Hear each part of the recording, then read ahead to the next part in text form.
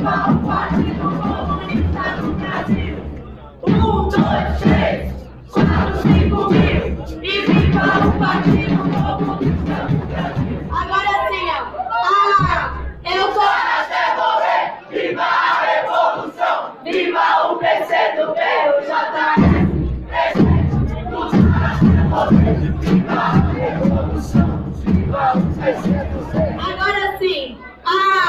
Eu tô com ela! A presidente, eu vou votar na Manuela! Ela é de luta! Eu tô com ela! Pra presidente, eu vou votar na Manuela! Ela é de luta! É Manuela! Pra presidente, eu vou votar na Manuela! Luta!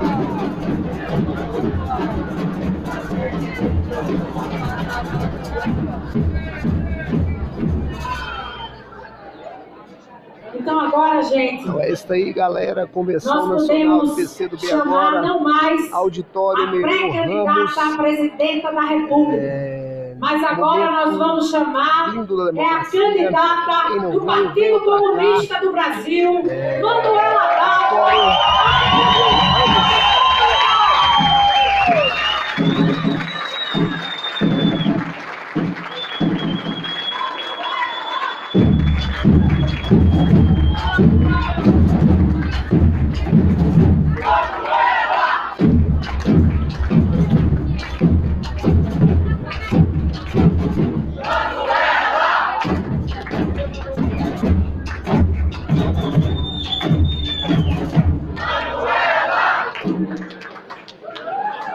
Chegou aqui agora no auditório Nereu Ramos, na Câmara Federal, a nossa candidata à presidência da República Comunista, Manuela Dávila. Queridos camaradas, delegados da nossa convenção, dirigentes do nosso partido do país inteiro, queridos colegas da imprensa, eu quero sempre vocês, fiquem como vocês quiserem, sintam-se em casa. Quero cumprimentar de uma forma muito especial ao conjunto da mesa, em nome da nossa presidenta, da nossa deputada Luciana Santos. Agradecer a Luciana, a cada parlamentar, a cada militante do movimento social, a cada deputada, deputado, a nossa senadora. Agradecer ao carinho com que a nossa militância tem me acolhido em cada um dos estados que eu tenho oportunidade de passar, conversando com o nosso povo, com a nossa gente. Quero agradecer a toda a nossa militância, em nome do Renato, nosso ex-presidente, presidente da Fundação, e que, como bom militante do nosso partido, segue dando grandes contribuições para a luta das mulheres e dos homens do Brasil. Camaradas, para mim é um dia muito emocionante e creio que para todas as gerações que se encontram nessa tarde, nessa convenção, esse é um dia repleto de significados. Eu venho lá de onde começa ou de onde termina o Brasil.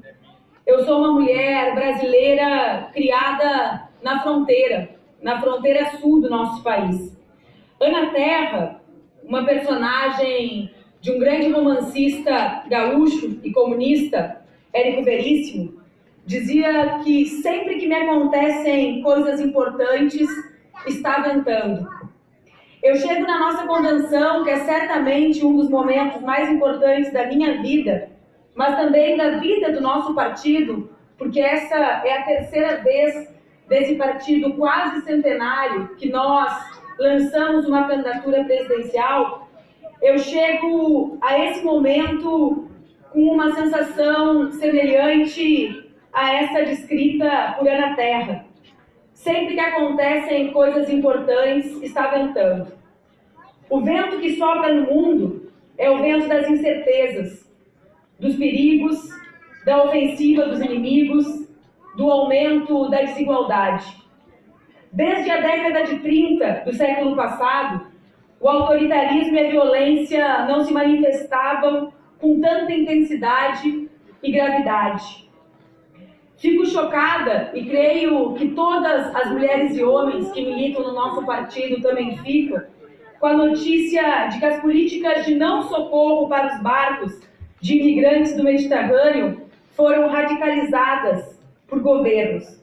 Uma tradição milenar dos marinheiros, a de prestar socorro para embarcações em perigo, um traço da civilidade que vem da antiguidade, sendo abandonado como política de Estado. Hoje, um marinheiro pode receber ordens do seu governo para assistir inerte à morte de crianças, dos seus semelhantes. O vento que sopra no mundo é o da ameaça de guerras.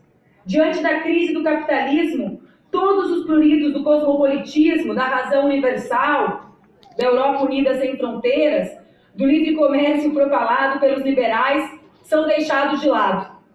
O mundo, formado no segundo pós-guerra, dá lugar ao velho dito popular: farinha pouca, meu pirão primeiro. O vento que sopra no mundo de hoje é o do estado de exceção permanente, da pós-constituição, da pós-democracia, da morte da política, dos poderes selvagens. Todos esses são nomes ou conceitos forjados por diferentes intelectuais para nomear um mesmo fenômeno. O capitalismo é cada vez menos compatível com a democracia. 28 gigantescas corporações internacionais, a maior parte delas atuando na esfera financeira, dominam a economia e dão as cartas da política no mundo. Uma série de mecanismos político-jurídicos fazem com que elas funcionem como uma espécie de esponja que suga as riquezas e as mantém fora da esfera da produção, jogando o Ocidente em uma situação de anomia econômica. É o desemprego, é o subemprego, a degradação do trabalho, a fome, o desmonte do Estado e de um conjunto de políticas públicas. Essa gestão irracional das riquezas que o trabalho produz e o capital fictício esteriliza é mantida por uma camada de burocratas muito bem pagos. São os gestores, os técnicos, as pessoas que supostamente, profissionalmente, têm como principal qualidade desconsiderar as pressões da política. Trata-se de um dos processos mais perigosos que o mundo vive hoje.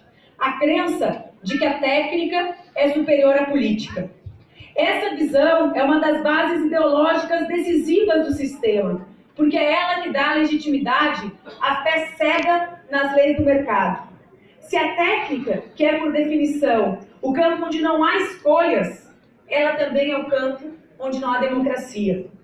Dito de uma outra maneira, destruir a política é o modo de impor o domínio do capital.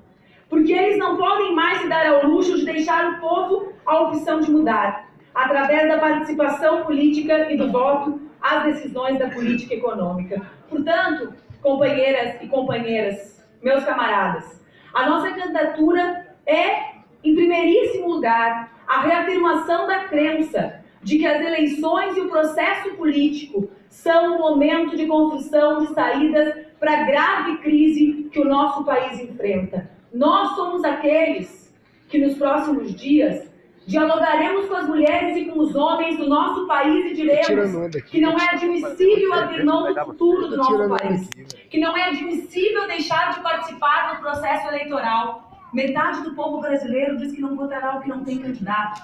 Nós somos aqueles que temos que dizer que a transformação profunda da política, que a ocupação da política, como diz o JS, que tomar a política nas nossas mãos e as eleições, portanto, nas nossas mãos, é o que pode fazer com que as mulheres e os homens brasileiros concluam uma saída radicalmente diferente para a crise econômica e para a crise, ou para as crises que o nosso país vive. Esses ventos chegaram no Brasil nos últimos anos. Eles não podem deixar o nosso país de lado, porque uma parte da lógica do capitalismo é uma nova onda de colonialismo, aquilo que nós temos chamado de neocolonialismo. Eles precisam se apropriar de modo direto das riquezas dos países como o nosso, dos países em desenvolvimento. O golpe de 2016, que tem que ser entendido, portanto, nesses marcos. Ele foi dado para instaurar em nosso país um regime de colaboração com os grandes centros internacionais. O governo Temer é isso, camaradas. É um comitê gestor de interesses das grandes potências do nosso país. A sua tarefa é organizar a rapina, distribuir as riquezas do nosso país.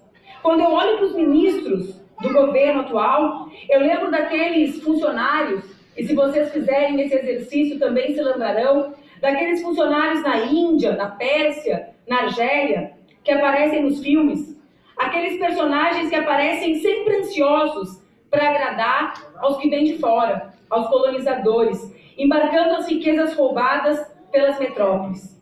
É por isso que podemos dizer com todas as letras e sustentar isso do ponto de vista conceitual, que trata-se de um governo de traição ao Brasil, de traição ao povo brasileiro. Mas não basta compreender esse governo como um governo que constrói o golpe. É fundamental, para que isso se materialize, que setores predominantes do judiciário do nosso país cumprissem a tarefa de amaldiçoar a política, de perseguir a esquerda e de transformar aos tribunais em tribunas. Se utilizando da justa necessidade de combater a corrupção, esses setores do judiciário revogaram 250 anos de iluminismo penal. No Brasil, não há mais presunção de inocência, proporcionalidade entre delito e pena, separação entre o papel do juiz e do acusador, princípio de juiz natural. O estado de exceção, que a periferia, diga-se de passagem, já vivia, se generalizou. De toda essa perseguição, o ponto mais alto é a prisão do ex-presidente Lula. Enquanto estamos, nós, aqui em Brasília, reunidos, aproveitando o que resta da nossa liberdade de livre organização, nesse momento, o maior líder popular da história do nosso país está encarcerado de forma injusta, sendo inocente.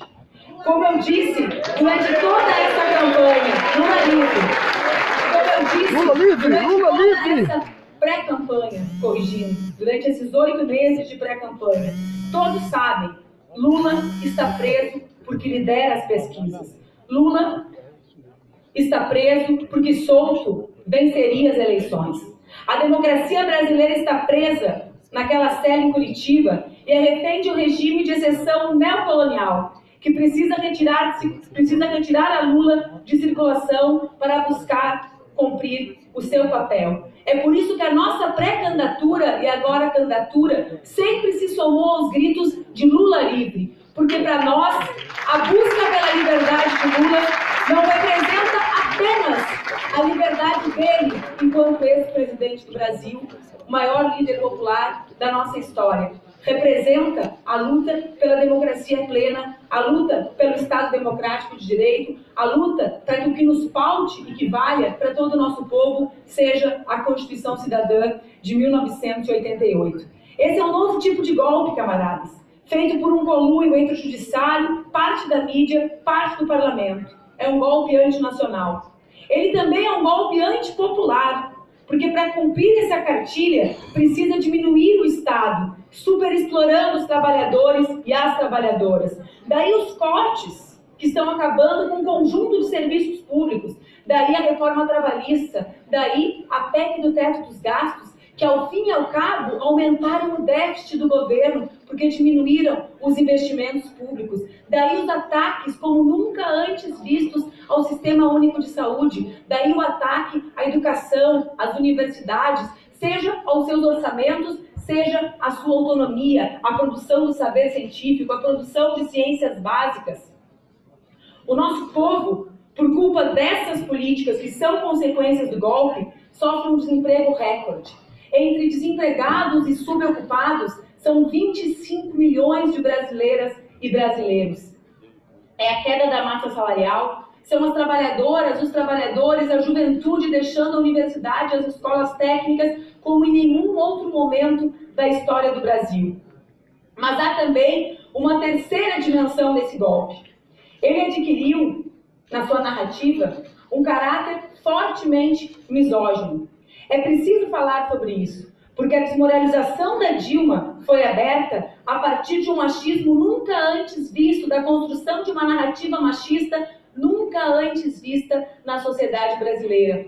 Quem não se lembra da legitimidade que buscaram construir, da ideia de que o temperamento ou as aptidões da presidente, enquanto mulher, é que a fariam apta ou inapta para retirarem o Brasil da crise da economia.